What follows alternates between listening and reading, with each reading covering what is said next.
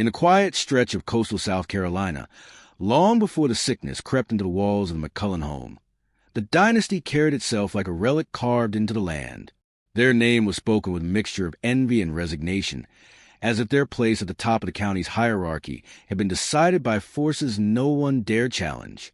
For generations, the McCullens had commanded wealth not just in the form of sprawling rice fields or the ships anchored along the riverbank, but in influence, whispers that traveled through courtrooms, churches, and voting halls, shaping decisions long before they were announced publicly. To live under their shadow was to accept that the family's reach extended further than their fields, further than their fences, and deep in the roots of the moss-draped oaks lining the estate. Their mansion reflected their standing. 3 stories tall, stretching across land stolen from tribes long forgotten, it stood like a monument built both to intimidate and to impress. The exterior, once a bright colonial white, had taken on a faint yellow tint over the years, a reminder that even dynasties succumb to time's slow decay. Every visitor who approached the house felt its weight. The long veranda, the towering columns, the expansive windows that seemed less like architectural features and more like watchful eyes trained on the world below. Even the creak of the shutters during stormy nights sounded like the estate whispering warnings no one could quite decipher. Inside, the walls bore portraits of stern-faced ancestors, men with rigid posture and cold, unreadable eyes, women wrapped in dresses adorned with lace and pearls, gazing outward with expressions that suggested their lives had been spent performing duties rather than living them. These portraits had hung for almost a century, and their subjects were spoken of with reverence at family gatherings, their legacies recited like scripture. This lineage served as a backbone of the dynasty's identity, an identity built on wealth, privilege, and an unspoken rule that their bloodline would reign long after others had faded from memory. But as with most powerful families, the cracks in their foundation were visible to those who knew where to look. Behind closed doors, tensions simmered quietly. The patriarch, Charles McCullen, insisted on absolute control over his fields, over his workers, over his family's every breath. His word was law, and any deviation from his expectations was met with swift and loud correction. His wife, Eleanor, maintained the image of a polished Southern matriarch, always poised and elegant, but those who lived under the roof knew she carried more bitterness than grace. She resented the burden of upholding the family's reputation, resented her husband's temper, and most of all, resented the silent erosion of her own authority as she aged. Their children had grown up under the weight of expectation. The eldest son, Henry, was groomed to take over the estate, though he lacked his father's ruthlessness. He carried within him a desperation to prove himself, a desperation that led to long nights of drinking, gambling, and whispering promises he could never fulfill. Thomas, the younger son, idolized his brother but suffered under the pressure to emulate him, and their daughter, Margaret, rarely left her room, finding solace in books and letters from cousins in Savannah. She saw the world as something distant, something she could observe but never reach. Yet despite their internal fractures, to outsiders the McCullens appeared unshakable. Their wealth financed local politicians. Their donations built church wings. Their name commanded respect in every corner of the county. The local newspapers routinely praised Charles McCullen's leadership and stewardship, never daring to mention the violence that governed the state or the whispered stories shared by those who worked the fields. Even the law turned a blind eye to rumors of mistreatment or cruelty. After all, the McCullens were the region's prized legacy.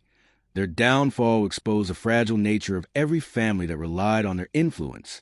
People in the surrounding communities had long accepted the McCullens as a permanent fixture, immovable and enduring.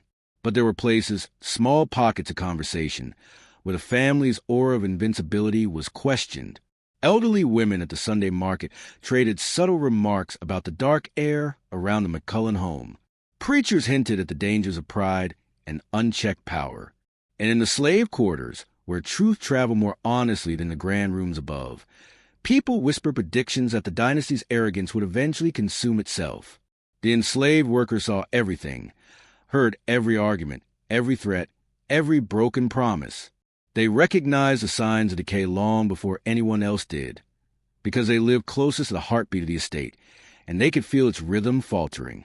The land around the estate carried its own warnings. The marsh grass swayed uneasily, as though resisting the plantation's presence. Coyotes, normally shy, ventured closer to property line, howling at odd hours. Even the weather seemed to turn against the family. The storms grew heavier each season, flooding the rice fields and eroding the soil. Superstitious neighbors whispered that the McCullens had angered something older than the county itself, though no one dared voice these thoughts publicly. Such ideas were considered foolish, dangerous, even unchristian. Still, the feeling lingered, a sense that the state had taken too much for too long, and the land was preparing to take something back. The dynasty's decline did not begin with a dramatic event or a singular catastrophe. It began slowly in the smallest of ways.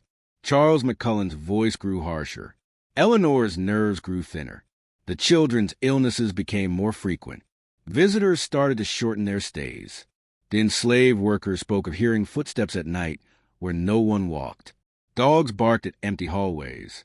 The house felt colder, even during the blazing summer months when heat should have suffocated every room. Something unseen was shifting, and though the McCullens ignored it, those beneath them did not. Among them was a young enslaved woman who knew the family more intimately than they knew themselves. Her name was Lila, a name rarely spoken aloud by the people she served. She moved quietly, listened silently, remembered everything. She witnessed the dynasty's strengths and weaknesses, its triumphs and its sins. And without realizing it, the McCullens had given her something no dynasty should ever give someone it seeks to control. Access. Access to their routines. Access to their secrets. Access to the heart of their power. The dynasty believed itself unbreakable, protected by its wealth and lineage. But power that rests on cruelty is more fragile than it appears. And the McCullens, wrapped so tightly in their own arrogance, never imagined that the greatest threat to their legacy was already inside their home, moving undetected to the rooms they believed they ruled. Lila's life inside the McCullen household was defined by a kind of silence that did not belong to the world outside. It was not the silence of peace, nor the quiet of nightfall. It was a silence of someone trained, conditioned, and forced to remain unseen even while standing in the center of the room. She learned early that the less noise she made, the safer she was. Her footsteps became lighter, her breathing softer, her presence almost ghost-like. Yet, in that silence, she developed an awareness sharper than the eyes of those who commanded her. She saw things they overlooked, memorized things they forgot, and sensed the currents of tension before they even realized trouble was coming. She had arrived at the McCullen estate as a child, sold off after her mother died of fever on another plantation. From the moment she stepped into the grand foyer, she became a part of the machinery that kept the illusion of the dynasty intact. While she polished banisters, scrubbed floors, and washed linens, the family argued upstairs about finances, futures, and the pressure of maintaining their name. She saw their fragility long before she had the words to describe it. To the world, the McCullens were pillars of Southern nobility. To Lila, they were merely people, cruel, flawed, frightened, and deeply dependent on the enslaved hands that upheld their comfortable lives. Over the years, she became indispensable without intending to. Eleanor McCullen trusted her with the maintenance of her dresses, jewelry, and evening routines. Charles relied on her to keep his study organized, though he rarely addressed her except to issue commands. The children grew used to seeing her at mealtimes in the gardens or in the hallways when they woke from nightmares. She was a constant in their lives, the unacknowledged backbone of the household's daily rhythm. But their reliance was not affection. It was possession, a quiet assumption that she existed solely for their convenience. Lila's room was a narrow space tucked between the pantry and the back stairs. At night, when she lay on her thin mattress, she could hear the house breathing. Every creak of the floorboards, every rush of wine through the shutters, every distant footstep told her something about the people above. The house had a language of its own, and she had learned to interpret its sounds with uncanny precision. She knew when a master had been drinking simply by the way he slammed his study door. She knew when the mistress had been crying by how long it took her to descend the staircase in the morning. She knew when the children were fighting, when the overseer was angry, when visitors were approaching, and when trouble was brewing. The house was her world, and she understood it in ways the family could never hope to. Her silence did not mean she lacked emotion. In truth, she felt everything deeply. She remembered every cruelty inflicted on her or the others. She remembered the winter night when Eleanor McCullen threw a porcelain vase at her for accidentally wrinkling a dress. She remembered the day Charles ordered the whipping of a boy no older than 10 for dropping a jar of jam. She remembered Henry's drunken laughter echoing from the porch as he mocked the workers laboring in the sun. These memories settled into her mind like stones, heavy and unmoving. But she also remembered moments of resilience, acts of quiet rebellion among the enslaved workers, small kindnesses shared in secrecy, and the wisdom of the older women who had survived long enough to understand that knowledge was the only power they could safely hold. One of those women, Aunt Mara, played an unintentional role in shaping what Lila would eventually become. Mara was a plantation's healer, a woman whose understanding of plants was passed down through generations. She treated fevers with bitter teas, infections with crushed leaves, and pain with poultices made from roots pulled from the marsh. She warned the younger women never to touch certain plants, the ones whose sap made your tongue go numb, or whose roots caused animals to convulse if accidentally eaten. Everything growing on this land has a purpose, she often said. Some give life, some take it. Best to know the difference. Lila absorbed this knowledge without realizing how important it would become. She learned which plants eased stomach aches, which cured headaches, and which would make a grown man sick enough to stay in bed for days. She never asked how Mara knew these things, and Mara never explained. It was simply knowledge, dangerous, powerful, and meant to be handled with respect. As she grew older, Lila became more observant, more perceptive. Her silence, once a shield for survival, became a tool. She used it to move unnoticed through the house, gathering fragments of information the family never guarded against. She learned where Charles kept his important papers and how often he misplaced his keys.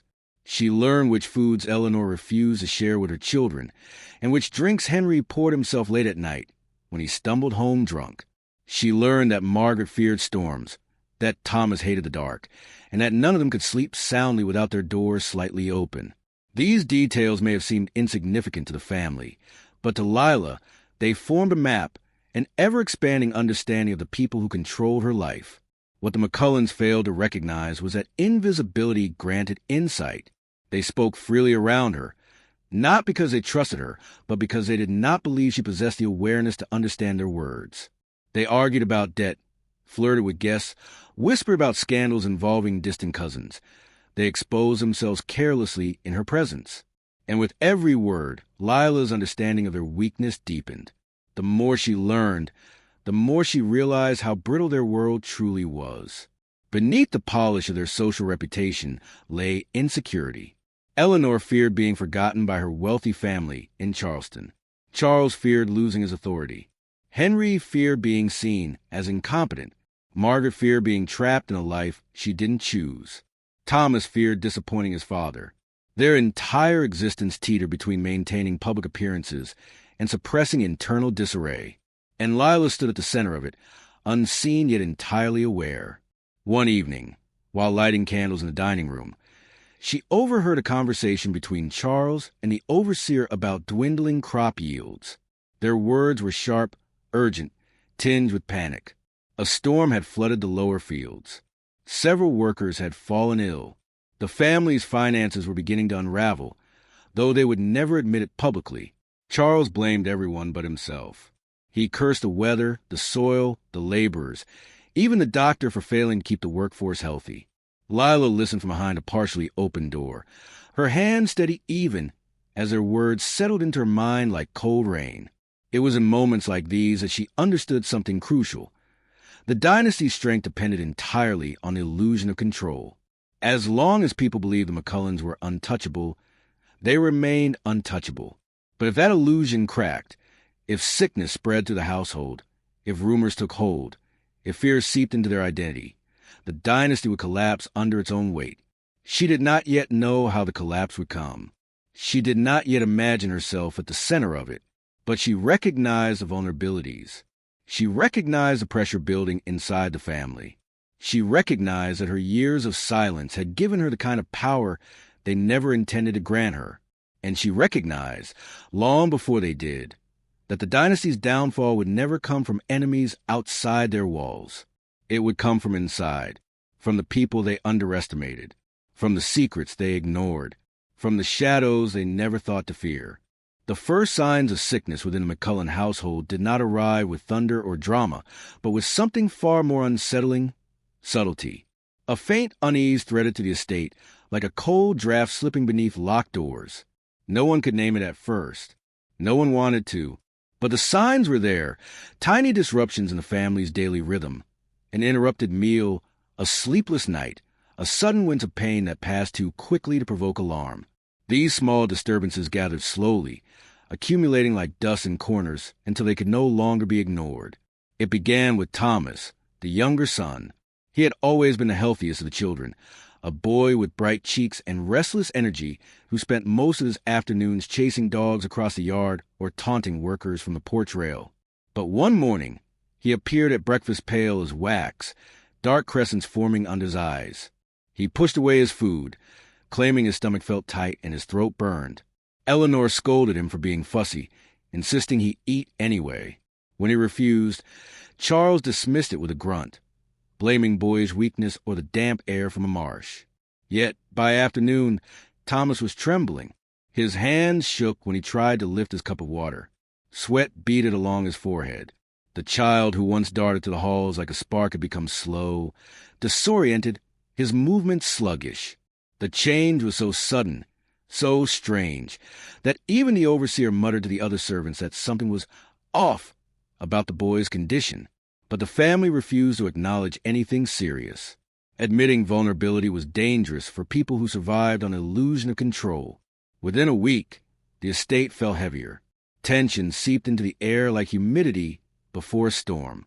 The servants whispered about the child's worsening condition, and Lila, who tended to Thomas more than anyone else, noticed details others ignored. His symptoms came in waves: sharp stomach pain, followed by tremors, then exhaustion so deep he could barely open his eyes. At night, he moaned in his sleep, muttering incoherent words about shadows in the corners. Lila stayed by his bedside longer than necessary, adjusting blankets, wiping his face with cool cloths, and observing the strange pattern of his suffering. Then, almost abruptly, the sickness jumped to Eleanor. The mistress was in the middle of preparing for a visit from a neighboring family, when a dizzy spell forced her to sit down. Her teacup slipped from her fingers, shattering on the parlor floor. She blamed heat. She blamed stress. She blamed the noise of the house. But later, when she leaned over her vanity to fasten an earring, a sharp cramp shot through her abdomen, forcing her to double over. She called for Lila, anger and fear tightening her voice. She demanded to know who had prepared her tea, who had dusted the room, who had touched her belongings. Lila answered quietly, avoiding eye contact as years of survival had taught her. But inside, she felt something shift. Eleanor's sickness mirrored Thomas's too closely, too precisely, to be coincidence. And as she helped the mistress lie down, she could smell it faintly on her breath. Something bitter, metallic, a hint of decay beneath the perfume she used to disguise fear. The doctor was summoned 3 days later. By then, Eleanor could barely stand, Thomas was confined to bed, and the rest of the family had grown anxious. The doctor, an older man with a reputation for stubborn confidence, examined them with quick, impersonal movements. He sniffed at bottles on the vanity. He squeezed Thomas's wrist. He asked questions but seemed uninterested in the answers. Finally, he declared the illness to be a fever of the gut, a seasonal ailment brought on by poor water or tainted meat. He scribbled instructions for rest and broth before leaving abruptly. He had no interest in lingering around a family that had begun to smell of misfortune. His explanation did not sit well with the staff. The enslaved workers knew sickness intimately. They had seen fevers, flus, dysentery, infections, injuries of every shape and severity. But this strangeness felt different. The symptoms contradicted each other. They appeared and disappeared unpredictably, and they struck only the family, sparing everyone who labored in the house or fields. Lila observed more than she spoke. She noticed that the sickness worsened after meals, that the pain intensified after certain drinks, that the nights were the worst of the victims, their bodies racked with cramps that left them too weak to cry out. She noticed that the family had begun to look at one another with suspicion. Eleanor accused the cook of carelessness. Charles accused the children of bringing illness from the stables. Henry accused the entire staff of not cleaning properly. Their fear, once buried beneath layers of arrogance, now floated to the surface, raw and visible. The moment everything changed came on a humid evening, when Lila went to fetch water from the kitchen well. As she lowered the wooden bucket, she noticed something strange, a faint, oily sheen floating on the surface, swirling in patterns that did not belong to clean water. She froze, her breath caught in her throat. This was no natural contamination, no rotting debris. It was something else, something added. She dipped her fingers into the water, then lifted them to her nose. The scent was faint but unmistakable, earthy, bitter, wrong. She had smelled something like it only once before, years ago. When Aunt Mara had shown her the root of a plant, she warned never to touch unless prepared with absolute knowledge and intention. The memory flickered in Lila's mind like lightning. Water hemlock, the deadliest plant in the marshlands. But this was diluted, weak, not enough to kill quickly.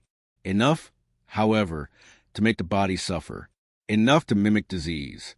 Enough to sow confusion and fear, without revealing the hand behind it. As she stood by the well, the cicadas buzzing in the distance, Lila realized the sickness was not random. Someone had tainted the water. Someone inside the estate. Not an outsider, not an enemy from the neighboring farms, but someone familiar with the household's routines. Someone who knew exactly who drank from the kitchen well and who didn't. For the first time in her life, Lila felt something like power curl through her ribs, an understanding that the dynasty she had served for over a decade was more vulnerable than it had ever been. Their strength, their arrogance, their wealth, none of it protected them from what was now growing inside their bodies. As the days passed, the sickness spread further. Henry began complaining of cramps. Charles felt dizzy when he stood too quickly. Margaret fainted twice while walking up the stairs. The family's panic erupted in all directions. They blamed the cook. They blamed the well. They blamed the weather. They blamed God. But they never once considered the possibility that the danger came from their own table, from their own habits, from the very rhythms of the household they believed they controlled so perfectly. The estate's grandeur grew dim as the sickness tightened its hold. Meals went untouched. Guests stopped visiting. Conversations turned into arguments. Fear crept into rooms once reserved for laughter and celebration. The dynasty, which had held itself with such pride, now seemed fragile, delicate, even. A single illness had reduced them to trembling, suspicious shells of their former selves. And Lila watched quietly, piecing together every detail, every change, every symptom. She saw patterns the doctor missed. She saw fear the family refused to name. She saw the truth emerging slowly, like a shadow rising from the ground. The sickness was deliberate. The sickness had a source. And the dynasty had only begun to unravel. The shift from mere sickness to unmistakable sabotage didn't happen overnight. It unfolded like a tightening rope, slow at first, then suddenly constricting with undeniable force.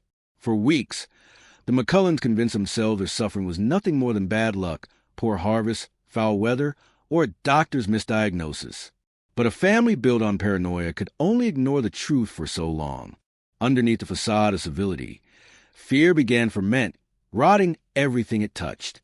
The first rupture in their denial came on a rain-soaked morning, when the cook, Miriam, was dragged into the dining room by Charles himself. She stumbled against the hardwood floor, her hands trembling, her apron stained with flour from the breakfast she'd been preparing. Charles towered over her with a fury that bordered on delirium.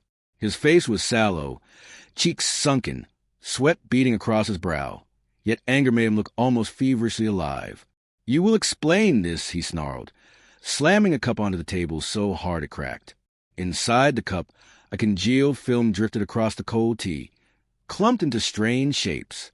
Miriam dropped to her knees, shaking, insisting she didn't know what he was talking about. Eleanor, equally weak but fueled by panic, accused her outright of poisoning the family. Her voice cracked with hysteria. Her once elegant posture had collapsed into something brittle, fragile, trembling. Lila stood at the edge of the room, silent, invisible. She observed the scene with the calm, steady gaze of someone who had seen countless injustices unfold in that house. Yet even she sensed something new, a tension so sharp it felt like it could slice the air open. The accusation against Miriam spread through the staff quarters within minutes. Everyone knew she was innocent. The cook had as much reason to stay alive as anyone else. Her skill kept her valuable, protected. But truth mattered little in a world where power dictated guilt. And in their desperation, the McCullens needed someone to blame more than they needed answers. Charles demanded that every kitchen worker be questioned. The overseer complied with cruel enthusiasm, pulling servants aside in the halls, gripping their arms too tightly, demanding explanations they could never give. Every frightened denial only fueled the family's growing obsession. Someone was trying to destroy them. But as Lila watched the chaos unfold, she noticed something essential. None of the servants showed signs of sickness. Not one. They all drank from the same well, worked in the same rooms, served the same meals. And yet, the suffering remained isolated to the family. It was a truth too clear to ignore. Someone wasn't poisoning the household. Someone was poisoning the bloodline. Still, the family refused to see the pattern. They blamed the enslaved workers, the weather, the doctor, even fate itself. Anything except the possibility that someone within a house had both motive and opportunity. Their paranoia twisted into something uglier with each passing day. Henry grew particularly volatile, always insecure beneath his arrogance. He now paced the hallways at night, muttering accusations under his breath. He sometimes burst into rooms without warning, demanding to know who had touched his glass, who had prepared his food, who had entered his chamber. He started locking his door, hiding the key under his pillow, then forgetting where he put it and blaming the staff for moving it. Even Margaret, usually quiet and timid, began to unravel. She refused to sleep alone. She cried whenever the lights dimmed. She claimed she heard whispers in her room, voices that didn't belong to anyone in the house. She said they sounded like warnings. No one believed her, but Lila wondered if the girl's imagination was simply filling the spaces left by fear. Charles, meanwhile, turned his suspicion toward his own children. One night, while his voice echoed down the staircase in slurred, angry shouts, he accused Henry of poisoning him in an attempt to take control of the estate. Henry denied it, shouting back that his father was losing his mind. Eleanor screamed at both of them, insisting that the real threat was outside the family, lurking among the servants. Lila stood nearby, unnoticed. She saw the flicker in Henry's eyes, not guilt, but terror. She saw Charles stumble, hand pressed against the wall for balance. She saw the way Eleanor's fingers trembled even while pointing in accusation. The dynasty was turning in on itself. And yet, amidst their hysteria, there was one person none of them suspected, one person they overlooked, dismissed, ignored. Lila's silence protected her as surely as any disguise. Her observation transformed into clarity. The more the family unraveled, the more she understood the full scope of what was happening. Someone had carefully chosen their targets. Someone understood the rhythms of the household. Someone knew when the water was drawn and who drank it. Someone knew which meals each family member preferred. Someone was manipulating small details so precisely that the poison spread like a whisper, untraceable, slow, deliberate. And whoever that person was, they possessed a knowledge that could only have come from the inside. The McCullens, in their panic, tried to regain control. Charles demanded that all food and water be tested by the staff before reaching the table. This was meant to protect them, but it only deepened the servants' resentment. The idea of being forced to risk their lives for a family that had stolen everything from them sparked murmurs of rebellion. Soft at first, then louder in the privacy of the workers' quarters. Aunt Mara's voice echoed in those murmurs more than others. The healer's years of watching the McCullens break people had hardened her wisdom. She warned the younger staff to be cautious, to avoid unnecessary conflict, to observe but not react. But even she could see that the balance of power was shifting. The fear gripping the family was weakening them. Their authority, once absolute, now trembled like a dying flame. One night, after Margaret fainted again and the doctor failed to provide explanations, Charles locked the dining room doors and declared that no one would leave until the truth was uncovered. The servants stood in a tense line, along the wall. The family sat at the table, pale and sweating, glares sharp despite their weakness. Charles pounded his fist on the table, shouting that he would root out the traitor even if he had to burn the entire estate to the ground. But as he roared his threats, something strange happened. His voice faltered, his body swayed, his eyes flickered wildly before rolling back. He collapsed across the table, knocking over a candle that spilled hot wax onto the tablecloth. Eleanor shrieked. Henry jumped from his chair. The room exploded into chaos. Yet amidst the noise, Lila noticed one detail more clearly than any other. The cup Charles had been drinking from was not the cup he usually used. Someone had switched it, not by accident, not by force, but by intention. And that intention was becoming bolder. What had begun as subtle poisoning had now escalated into something far more direct, far more dangerous, an assault not just on health, but on control. The poisoner had grown confident enough to act openly within the household's routines, confident enough to manipulate objects in plain sight. The dynasty's paranoia had not created an imaginary threat. It had revealed a very real one. And while the McCullens tore themselves apart searching for an enemy among the staff, the true architect of their downfall remained hidden, moving quietly through the shadows, watching as the family's desperation made them blind. Blind to the truth, blind to the pattern, blind to the one person who moved through the house like part of the air. The winter of 1798 settled over the Low Country with a stillness that felt unnatural, as if the air itself were holding its breath. In the grand halls of the Hayward estate, where wealth was displayed like a badge and old portraits watched from every wall, there simmered a fear that no one dared speak aloud. It began quietly, not with a scream or a murder in the night, but with an unsettling pattern that only the most attentive servants noticed. Tiny reductions in the family's strength, odd bouts of illness, a shadow moving just slightly faster than reason could explain. No one yet suspected the presence of poison, and certainly no one suspected the quiet young slave boy who moved through the home like a ghost no one bothered to see. But he noticed everything, and he remembered more than anyone realized. It was in the kitchen that the unease became tangible.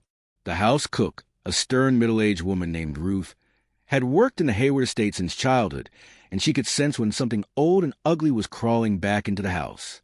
She had watched young Caleb, once timid, almost invisible, transform into someone harder to read.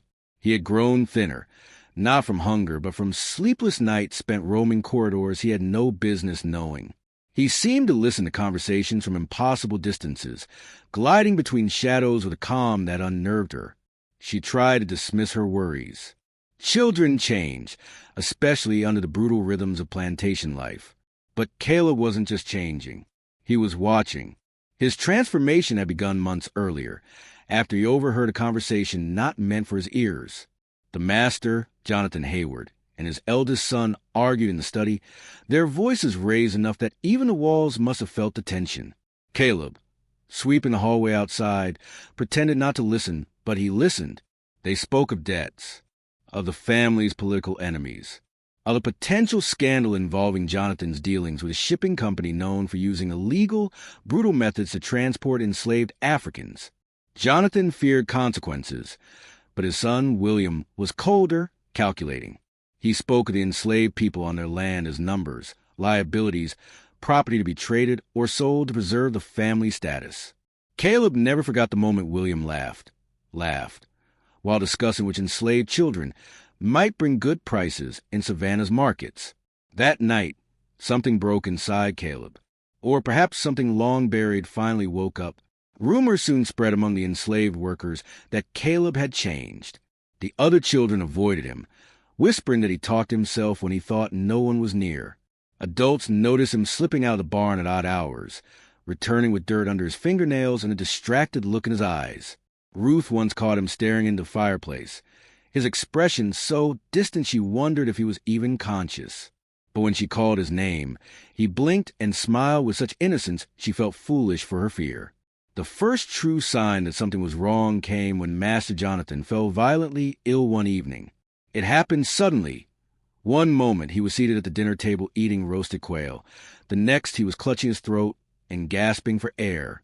Servants rushed in, frantic, while his wife screamed for a doctor. Caleb stood in the corner, watching, his face empty of emotion. The doctor arrived too late, but even he seemed puzzled. Jonathan's death was chalked up to a stroke, perhaps the result of stress and age, and no one questioned it. But whispers lingered among the enslaved slaves, whispers that the quail had tasted bitter. William, now master of the estate, tightened his grip on everyone under his control. His cruelty intensified. Caleb watched him with a coldness that bordered on hatred, though he hid it well. He became more helpful, more obedient, more silent. William praised him once, saying he was sharper than the others. Caleb smiled politely, but inside he replayed the memory of William counting enslaved children like coins. The pattern continued. William's wife, Margaret, fell ill next, complaining of burning sensations after meals, dizziness, and violent stomach cramps. Each time, the cook insisted she had followed the recipes exactly, and each time, Margaret grew more fearful. She began locking her bedroom door, refusing certain foods, firing servants she believed were plotting against her. Ruth noticed that Caleb always lingered near Margaret's chambers, offering to fetch water or clean the hallway. She confronted him once, asking why he spent so much time there. He merely shrugged and said, "She trusts me." Ruth felt a chill run down her spine. Other members of the Hayward family began falling sick as well, each with symptoms more terrifying than the last. No one could explain it. Some believed the estate was cursed. Others suspected disease. The chaos only fueled Caleb's transformation. He was no longer the quiet boy who hid behind doorways. He moved with purpose now, slipping into forbidden rooms, studying herbs in the field, grinding powders late at night when everyone slept. The other enslaved workers avoided him entirely. They could feel something radiating from him, an anger so deep it made the air heavy. What unsettled Ruth the most was that Caleb no longer seemed afraid of white men. He looked them in the eyes. He spoke clearly when addressed. Once, she saw him stand perfectly still, watching William from behind a column as William berated an elderly servant. There was no fear in Caleb's gaze, only calculation. When the second son, Thomas, died suddenly during breakfast, Margaret collapsed into hysteria. She locked herself in her room and refused to eat anything that Caleb brought her. But she was already weakening.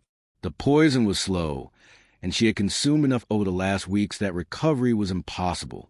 She died 2 days later, and the estate spiraled into madness. Caleb watched the destruction unfold with an expression that would haunt Ruth for the rest of her life. It wasn't joy. It wasn't guilt.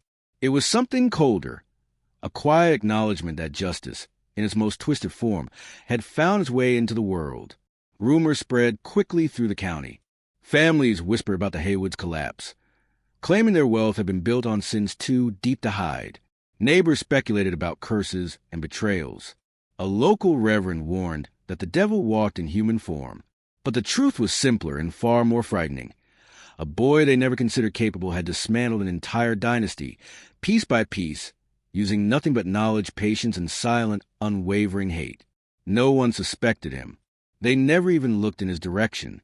He had become too good at remaining unseen until he wanted to be seen. And the Hayward estate, once proud and powerful, was now a hollow memory, a whispered warning told in kitchens and cabins throughout the Low Country.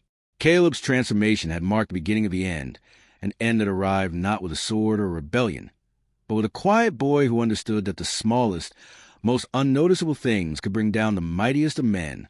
The winter after Margaret's death settled over the Low Country like a shroud, and the Hayward estate carried the weight of something darker than grief. It moved through the halls as a presence, silent, watching, patient. Servants whispered about ghosts, curses, ancestral punishments. But Caleb knew better. There were no ghosts in the Hayward house, only truths that people were too frightened to speak aloud, and consequences that were slowly, methodically unfolding. He watched it all with the stillness of someone who understood the end long before anyone else saw it coming.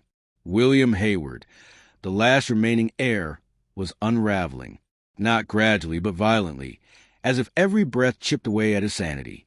His father gone, his wife dead, his brother buried, and his estate now plagued by rumors so vicious they reached far beyond Charleston.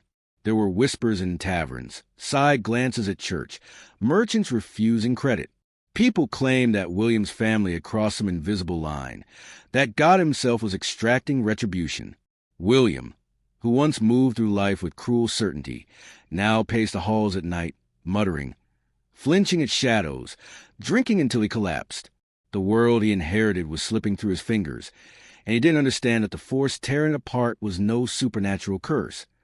It was a boy he never bothered to see. Caleb watched William's descent with a mixture of fascination and disdain. He had seen brutality before, had tasted it, lived it, been shaped by it. But watching it turn inward on a man who had inflicted so much of it gave Caleb something he had forgotten he could feel: relief. Not happiness, not triumph, just relief, like the quiet after storm that has ripped through a house already falling apart. Yet there was an unexpected complication, one Caleb had never accounted for. William, in his spiraling madness, began seeking the company of the enslaved workers, not from empathy, but from terror. He begged them to stay close, terrified to sleep alone, terrified to eat alone, terrified to exist without eyes watching over him. He became suspicious of everyone, especially the white men who had once been his allies. He fired half the overseers, convinced they were plotting against him. He interrogated the house staff, sometimes shaking them by the shoulders and demanding to know who wanted him dead. The more he tried to grasp control, the more it slipped away. Caleb knew the moment was coming when William would turn his paranoia toward him. And he was right. One evening, as the sky burned orange over the marshes, William cornered Caleb in a hallway outside the study. The man's eyes were bloodshot, his hands trembling. He smelled of whiskey and fear, a combination so pungent that Caleb almost pitied him. "You," William said, his voice hoarse. "You're always watching. I see you. You move like you know something. Do you know what's happening to me?" Caleb held his breath, because this was dangerous. Not because William held power. He didn't anymore. But because desperate men didn't follow logic. Desperate men clung to any suspicion like a lifeline. He lowered his eyes, adopting the same posture he'd used for years. "No, sir. I don't know." William's hand shot out, pressing Caleb against the wall. "Don't lie to me. Everyone is lying. Everyone wants something. What do you want? What are you hiding?" Caleb felt the man's breath on his cheek. In that moment, the boy realized something important. William wasn't looking for truth, just a target. Someone to pin his unraveling mind on. Caleb could have fed that fear, could have used it to push William over the edge entirely. But the timing wasn't right. Not yet. "I only do what you tell me," Caleb whispered, his voice soft and steady. "I'm no one, sir." The words soothed William not because they were comforting, but because they matched the man's desperate need to believe he still held authority over someone. He released Caleb and stumbled away, muttering apologies followed by curses, his moods flickering like a candle about to die. Caleb watched him go, and something inside him shifted. He understood now that William would destroy himself even without assistance. But that wasn't enough. Not for what he had done. Not for what he had planned to do. Justice, Caleb's version of it, was not yet complete. Meanwhile, Ruth had begun to piece together fragments of what was happening. She had known the Hayward household since her childhood, and she had seen strange things over the years. But nothing like this. Illnesses that struck selectively. Caleb's growing confidence. The quiet satisfaction that flickered in his eyes when another tragedy hit the family. She didn't want to believe it. No child, no human, should carry that much darkness. But the more she watched Caleb, the more she understood that his transformation was not born of evil. It was born of survival. Still, the realization frightened her. She wanted to protect him, but she also feared what he was becoming. Her fears deepened one cold morning when she found Caleb behind the stable, mixing something in a small wooden bowl. His hands moved with practiced precision, grinding herbs with a calm that did not belong to a boy's age. She didn't say his name at first. She simply watched, trying to make sense of what she was seeing. When he finally looked up, their eyes met, and she saw the truth she had been avoiding. "Child," she whispered, "what are you doing?" Caleb didn't answer, not with words. He simply closed the bowl and tucked it into his pocket. Ruth stepped forward, lowering her voice. "This path you're walking, it don't end the way you think. Caleb stared at her, not angrily, but with a quiet firmness. It already ended long ago. The answer froze her. She realized he no longer saw himself as a boy with a future. He saw himself as someone fulfilling a sentence already written by others. The final unraveling came weeks later. William, convinced that someone was trying to poison him, refused to eat any prepared food. He drank only from wells he supervised, ripped open sealed bottles, demanded servants taste every dish before he touched it. His paranoia became so extreme that even local physicians refused to visit, terrified of being accused of conspiracy. The estate became a fortress of suspicion and insanity. Caleb watched from the edges, waiting, not with eagerness. His vengeance had never been driven by excitement, but with inevitability. William's collapse was no longer something Caleb was orchestrating. It was something William was doing to himself. The end came late one night when William, wandering the halls in a drunken frenzy, convinced he heard voices behind the walls, stumbled into his father's old study. He ripped open drawers, threw books across the room, shouted accusations at shadows. His rage spiraled until he grabbed a pistol.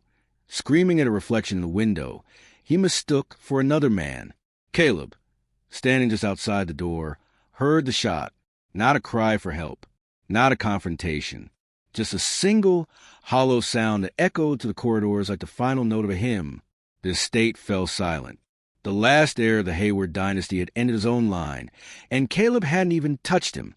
For the first time in months, Caleb allowed himself to breathe, not with satisfaction, not with triumph, but with a quiet, weary release. Justice had taken a long, twisted road, but it had arrived. Behind him, Ruth stepped into the hall, her eyes full of fear and understanding. She looked at the boy who had survived what no child should, and she wondered what future remained for someone forged in darkness. Caleb didn't know. He only knew that the dynasty that once owned him had finally collapsed under its own cruelty, and had witnessed every step of its fall, unseen and unstoppable, like poison spreading to the veins of the dying empire. When dawn finally crept over the marshlands after William's death, the Hayward estate lay in a silence so thick it felt as though the earth itself refused to disturb it. The birds did not sing near the house that morning. Even the wind seemed reluctant to move through the trees, as if the manor had become a place the living instinctively avoided.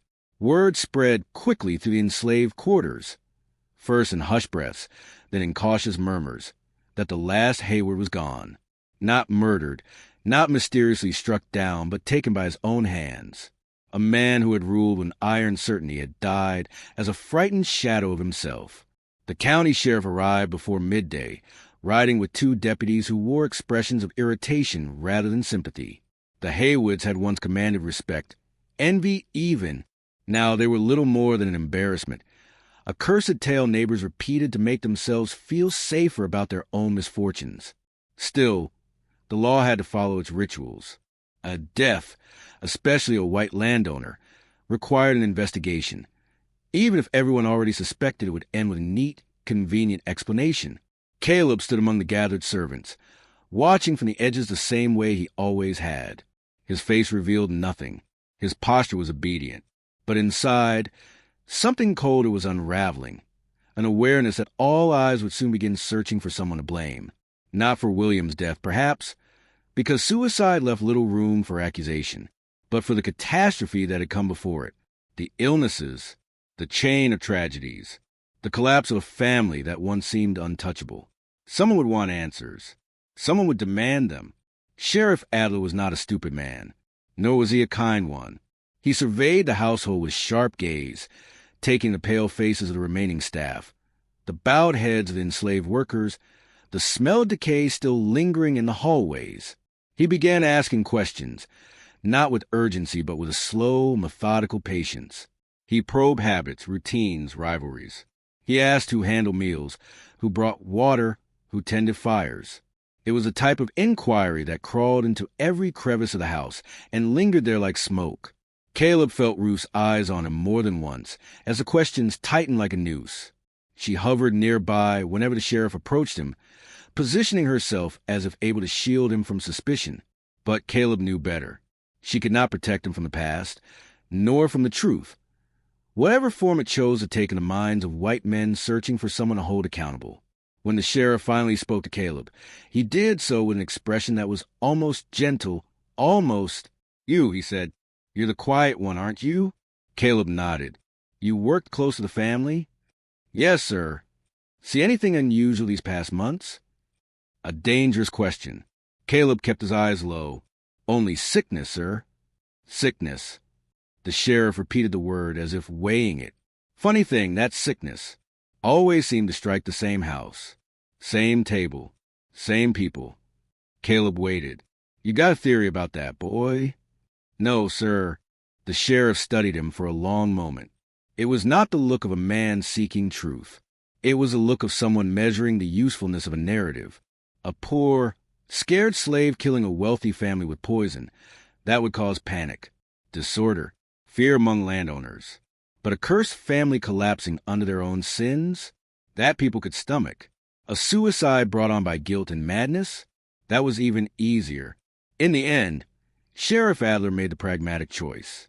He closed his notebook and declared the Hayward tragedy the result of sickness, misfortune, and William's deteriorating mind. Case closed. The county exhaled in relief. No need for further questions. No need to examine the decay at the heart of a wealthy family. Whispers of poison faded into superstition, nothing more. Yet within the enslaved quarters, the story was different. People had watched Caleb these past months, watched his quiet defiance, his transformation, his unnatural calm amid chaos. And though none dared confront him, they sensed the truth in ways outsiders never could. Not through evidence, but through instinct, through the unspoken language of survival. They didn't fear him. Fear belonged to white men. But they regarded him with wary awe, as though he had wielded a weapon none of them had known was possible. Some admired him silently. Some avoided him entirely. Others wondered whether he had simply done what generations before him only dreamed of. Ruth, who had seen the most, struggled with her own understanding of him. She found him outside the cabins a few nights after the funeral, sitting in the cold with his hands folded in his lap. He looked small again, almost like the boy he used to be. She sat beside him in the dirt. "It's over now." Caleb didn't respond right away. He stared at the shadows between the trees, as if searching for something that refused to appear. Finally, he whispered, "No, it ain't." Ruth frowned. "Child, what you mean by that?" He hesitated. When he spoke again, his voice carried a heaviness too old for his years.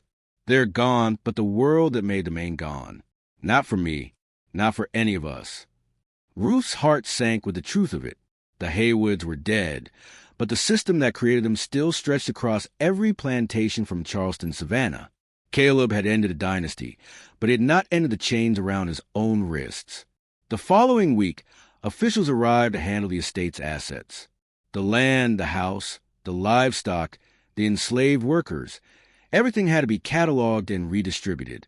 Caleb watched the strangers walk through the halls like scavengers picking over a carcass. Some items went to creditors. Others were auctioned. The enslaved people were listed as property to be sold. One by one, families were separated. Children pulled from mothers. Husbands from wives. The Hayward collapse had not freed them. It had merely transferred their suffering to new hands. When Caleb's name was read, he felt a hollow numbness in his chest. A new master, a new place, a new chain.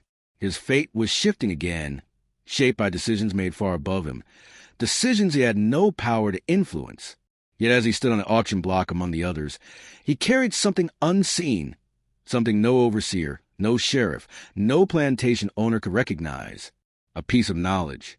A weapon. He had learned that even the most powerful families could be brought down by someone they dismissed as insignificant. He had watched the dynasty rot from the inside because of its own cruelty. He had seen fear consume men who once believed themselves untouchable. And he had learned patience. As the auctioneer's voice boomed and a stranger's hand rose to claim him, Caleb did not look broken.